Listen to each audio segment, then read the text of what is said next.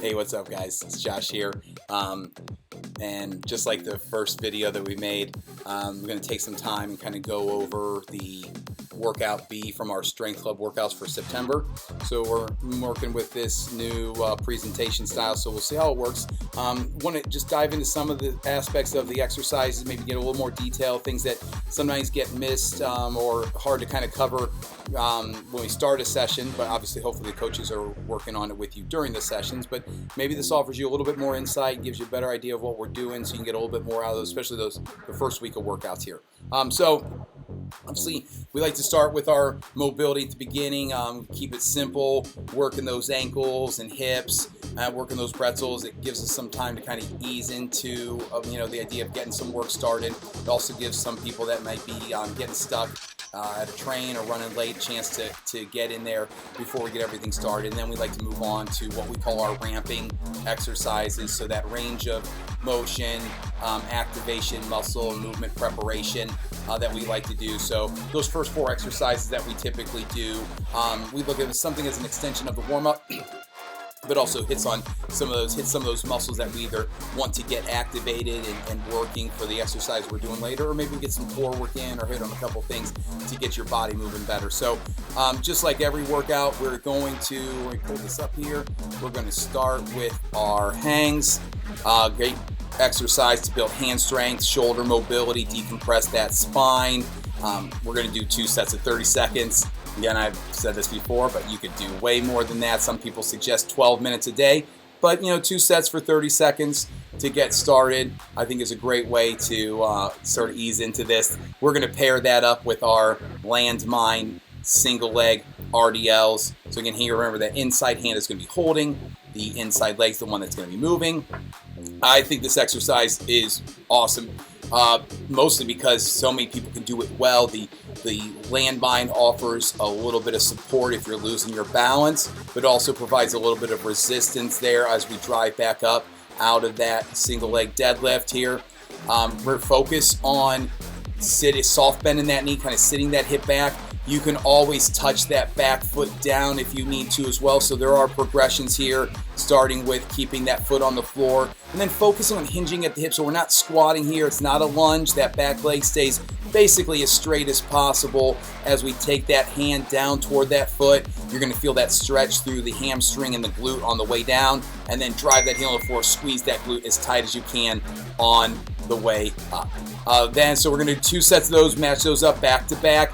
You don't necessarily need to add weight to the landmine bars. We're doing this as a way to get those muscles activated, not necessarily wear them out or too much. We're not focused too much on the strength aspect of this one as much as getting that work in with a little bit of resistance and some assistance on that balance. But if you want to throw 5 or 10 pounds on there, give it a try, see how it feels. So we got 2 sets of those. The other 2 pairings that we have here, we are going to have our band half kneeling chops. So here we have that inside knee up, that outside knee's down. Now on this video, we are showing it from the old Power Hour side of the room. We will be using the bands anchored to the beams on the blue floor here, but everything's still the same. That inside knee is up, outside knee's down, squeezing that back glute nice and tight. Remember, we're getting a rotation in here as well, so you're kind of rotating up toward that anchor point, pulling it down towards your hands, then pressing out. Doesn't have to be super heavy, but you do want enough resistance that as you press out at the end, you are feeling like that band's trying to pull your hands up and you're pulling that band down straight out in front of you. This is great to get to separate the thoracic spine and the upper body from the lower body. So we get a nice hip flexor stretch as we're working this. We also get some thoracic mobility here and some core work here as well. So again, nice integrated exercise that is easy to make a little bit, it's very simple to make it a little bit easier by scooting a little closer to the anchor point, or making it a little more challenging by scooting a little bit further away. And we'll get a set in on each side, and we are going to pair that up with our army crawls this month. So for army crawls, we got a couple feet on the sliders, right? We're going to take a couple steps forward, a couple steps back, taking your time. Start with small steps here and explore that range of motion. You can see here, I would say my hips are a little high on this one. I wasn't able to watch myself at first. My cue to myself here would be to drop those hips just a little bit, keep those glutes squeezed nice and tight. We're going to go for 30 seconds, so you're just going to go back and forth, a couple steps forward, a couple steps back. If you need to at any point, you can also just focus on your plank here, and go down to your knees at any point if you need to. Come back up when you're ready, and try to get as much out of that 30 seconds as you can there. Okay, so that's what we're going to do for that ramping portion of the workout. We're going to move on to our power preparation here. So again, once we get to this portion of the workout, what we're thinking about is trying to develop some power, something that's not going to be super heavy. So power isn't about moving heavy weight, it's about moving weight fast. So sometimes it's going to feel a little bit lighter, but we're also going to get some integrated exercises in here. So we got 2 exercises that we're going to do. We're going to do 2 to 3 sets. The first one is our landmine split step bus driver. So this one, it's a variation of the bus drivers. This one's a little bit more power. What you'll see here is you'll notice as I'm stepping back with one leg, I'm rotating that bar outside the other leg. We rotate in the front leg because it helps prevent us from over-rotating through our lower back and our hips at the bottom.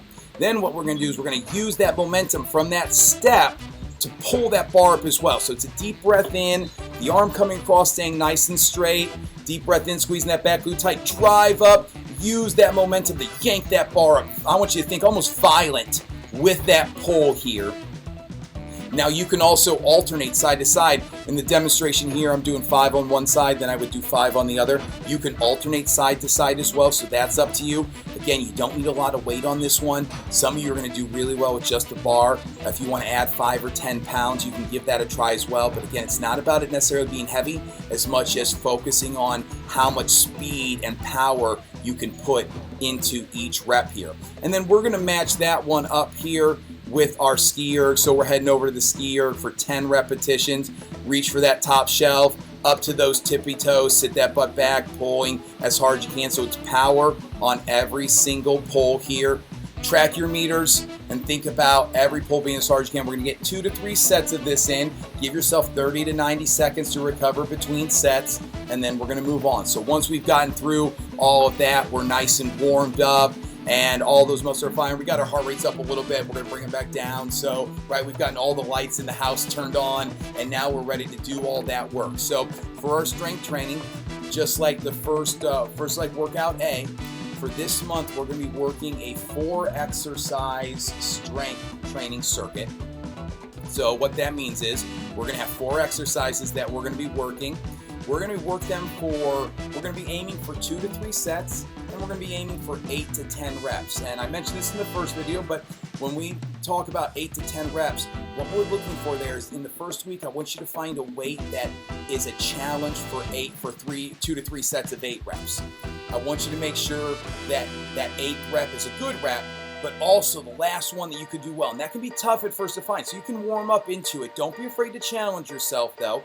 And then what we want to do in the following weeks is start to take that 8 rep weight and work it enough that it starts to become our 9 and 10 rep weight. So if in week 1 we're doing 8 reps, so let's just say we'll pull up one of our exercises here. We got our cyclist lunges. And here you see Matt doing his double kettlebell cyclist lunge, which is one of the more challenging variations of this squat as well. But if Matt's starting here and it looks like maybe he's got some 35s or 40s, I know Matt usually he can work 40s or 50s here as well. And he gets 3 sets of 8 reps. And in the first week, he's only going to probably get about 2 sets. We might have time for 3. In week 2, I'd like to see him try to get a set and maybe he gets to 9 reps. Maybe, maybe not. We can't force the adaptation, but theoretically speaking, we'd like to see that weight start to become a weight that he can do 9 or 10 reps. And then when he can do it for 9 or 10 reps, especially when he can do it for 3 sets of 9 or 10 reps, we can take that weight up a little bit more and go back down to 8 reps. So we're always going to come back to that 8 rep range and try to build it up again. Now, there's nothing special. 8, 9, or 10, those aren't magic numbers. But we do find that the adaptation there is that you are probably going to gain, maybe you can put on a little bit of lean muscle mass, but it also is a rep range that we do feel a little bit of that cardiovascular effect of it as well, and it gives us plenty of reps to practice. But for some people, 8's going to be great, 9's going to be great, 10's going to be great. We want to have that range so we can keep working through there. So you're going to build into it. So for our 4 exercises, we have our cyclist squats here, letting those knees go out over the toes, torso nice and upright, sitting as low as you feel comfortable on this one. It's a deep breath in on the way down, pushing that air as you drive up. Again, 8 to 10 reps here. If you can do 10, take the weight up on the next set. The second exercise we're going to show you is our chin-ups. Now, for our circuit, we are going to be working, we want to be alternating between the upper body and lower body exercises. So as I'm showing you these, you don't have to work them in this order, but I'll come back to that in a second and talk about how you can change the order up as well. So for our chin-ups, we can do that chin-up grip with your palms facing you. You're going to feel a little stronger here. You're going to use those biceps a little bit more. You can also work that pull-up grip, which I'm working at the beginning of this video. For this one, you're not going to feel as strong, but it's usually going to be a little bit easier on your elbows. So that's up to you. I use the generic term chin-up, or I use the term chin-up generically for both of them. But sometimes we would call the pronated grip palms facing away if you're going to pull up. It just depends on how you feel, how comfortable you feel with either one. But again, we want to find a level of assistance or resistance that we can do 8 challenging reps, but still do those 8 reps well, and then build up to 10 reps here. The third exercise, I'm already skipping one. I'm sure you all wish I did skip this one, but we have our walking lunges. So for this one, we're thinking about moving forward here. So you take that step forward. Now you notice as I'm dropping down, I'm leaning slightly forward as well. I'm looking for that line from my shoulder through my hips and my knees of that back leg. And I want to feel like I'm driving forward on that front leg as I'm working, squeezing that back glute, taking a deep breath in. I'm holding 2 kettlebells here at my side, so I want to keep those shoulders back, big proud chest, and I'm pushing all that air as I drive up, thinking about crushing a soda can with that front heel as you drive up on these lunges. Now, you can also start with body weight on these. You can put a weight vest on, but we're thinking about, we're going to do 8 to 10 on each side. So it's not just the length of the floor. You'll do 8 down, 8 back, or maybe you have to mix it up. Depends on how much distance you are getting on your lunges. But we're going to do 8 to 10 on each side. If you haven't done these, or you're still not sure about the weight, I suggest start with body weight. And especially in that first set, remember the first week we're kind of learning some things and figuring some things out. So you don't have to start with weight if you just want to work on the movement pattern. If these are an issue for any reason, you can work your split squats. You can also use the TRX and work TRX assisted lunges, whatever you can do well. So we'll work on these. I think they're an awesome exercise. They really will zap those glutes and your legs as well. So you get a good feeling out of them as well. That's why it's also nice to start a little bit lighter and see how you're feeling the next couple days after working these as well. And then our last exercise is our landmine half kneeling overhead presses. So we use those landmine bars, squeezing that back glute nice and tight, starting with that ear over that shoulder, hip, and knee. And notice at the top, I'm also getting a bit, it looks like a rotation. What I'm doing is actually reaching as far as I can with that arm as I'm pressing up here. So it's going to be 8 on one arm, switch that knee, switch that arm, 8 on the other here.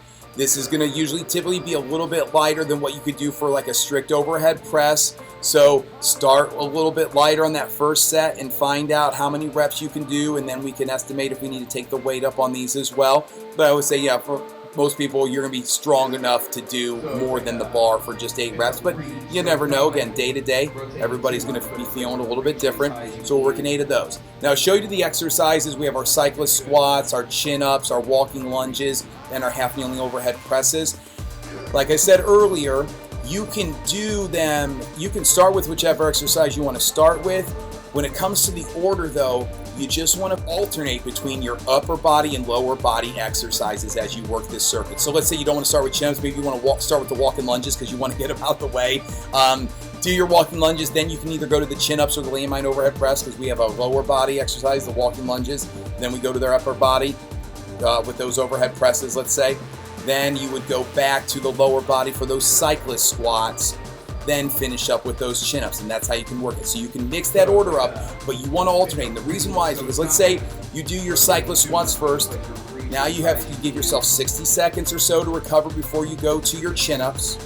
Then you do your chin-ups, you give yourself another 60 seconds before you start your walking lunges. You've now given your lower body 2 minutes to recover instead of just 60 seconds or so. And it's going to use that time to build up some energy so that you are also able to focus on those reps without being too tired from just doing the other one. Now, you've noticed this last month, we were doing supersets where we are matching up similar exercises, and you know how that can challenge you. This month we're going to move away from that because I want you to focus on one exercise at a time and really challenge yourself on that single exercise. to get the most out of it. So you don't have to stay with the order they're listed, but make sure you're alternating from upper body to lower body to give yourself a little more time to recover there. So we got those 4. We're going to work 2 to 3 sets. Some days, some of you might have enough time to work a 4th set of these. If you want to, you're more than welcome to. You obviously don't have to. You just want to base it on, did I work a weight that was challenging for 8 to 10 reps, and did I get 2 to 3 good sets of that in? And if you want to get another one in, feel free to. Otherwise, you can move on to that finisher or give yourself some time to recover. So, speaking of that finisher, for this workout, and workout A, obviously it's not as metabolically demanding. It's going to be a little bit focused on skill and some strength there in our finisher. For this one, this is going to be a lot more, it's going to have a lot more cardio feel to it, and it's going to be a little bit more metabolically challenging here. We're going to start with our Echo Bike here. So we have 3 exercises we're going to work. We're going to hit that Echo Bike up for 5 seconds here. Your goal should be to focus on trying to get it done faster each time. So as opposed to taking the calories up, I want to start seeing, can you, instead of getting that Echo Bike 5 calories in 19 seconds, can you get it down to 16 seconds? Can you start to get a little bit faster? I know that can be tough because it's hard. That's okay. It gives you a goal to work toward. Now, there are also going to be days when you need to go a little bit slower because you just worked your butt off on that strength training. That's okay as well. Just do the exercise, hit that bike as hard as you feel like you can that day. So we got 5 calories on the bike. Then we're heading over to our push-ups. We're going to work 5 to 10 reps, just like we do the chin-ups at the end of the workouts when we work those. I want you thinking, if you can do 6 reps, don't stop at 5. You can do 7, 8, 9, or 10. Keep going. If you can do 10, we want to find a way to challenge yourself with those a little bit more, unless you like doing those 10 rep sets, which is okay as well. We're going quality reps here, 5 to 10 reps, and then we're going to hit up our swings. Again, swings, push-ups, staples of our programs because the benefits we get out of them, and they're relatively simple to work and really make effective without having to think too much about them. Although you'll find at first I do keep giving you cues that make you think too much about it. So we'll work on that too, okay? So we got those kettlebell swings. We're going to do 5 or 10 here, 5 dead stop swings or 10 repetitions. Again, here, you're at the end of the workout. If you want to challenge yourself with the weight, you can. You don't necessarily need to, especially because you're just going to be coming from the bike and those push-ups. Maybe you focus on a lighter weight and focus on your form there so you can keep practicing that skill. But it is up to you. We just want to make sure every rep's a good rep and that you have 30 to 90 seconds to recover so you can get back to what you're doing. We're going to work 2 to 3 sets of that, and then we're done with this workout for the day. So this one's packed with a lot of challenging stuff here, but all relatively simple. Some of these things are definitely new for not only for you, they are new for our coaches. That's why we spent some time working through them to help kind of cue you and guide you. At first, don't worry, the first couple weeks, the first week of a program, we're learning the routine and trying to find some weights. Week 2, we're trying to really nail down what we're doing, solidify those weights and what we're trying to work on there. And that way, week 3 and 4, you can really challenge yourself to get the most out of those workouts. And again, of course, we know that day to day, week to week, we're not always feeling the same, so we can't expect that in weeks 3 and 4 we're always going to be feeling great. That's okay too. The key is consistency and focus on getting better at what you're doing and then adjusting those weights to challenge those muscles from there, or the speed and the intensity at which you're approaching the goal or the exercises. We're just focused. Our goal each day is I want you leaving there feeling like I got better at what I was doing. I got a great workout in, but I could also do something active 3 hours or so from now. So remember, we're not trying to tear you down. The goal is not to wear yourself out. The goal is to keep getting better because we're thinking about a long timeline that we're working with you. Okay, now I know I took a lot of time to go over that. For any of you that made it to the end of this video, thank you. I appreciate it. Hopefully you got something out of it. If you guys do have questions about any of this stuff outside of the sessions, please hit us up or ask us before a session starts as well. I hope that this cleared some things up for you, but I'm sure there's always going to be some questions. Please let us know. We're happy to help, and I'll see you guys at the gym soon. Love you. Bye.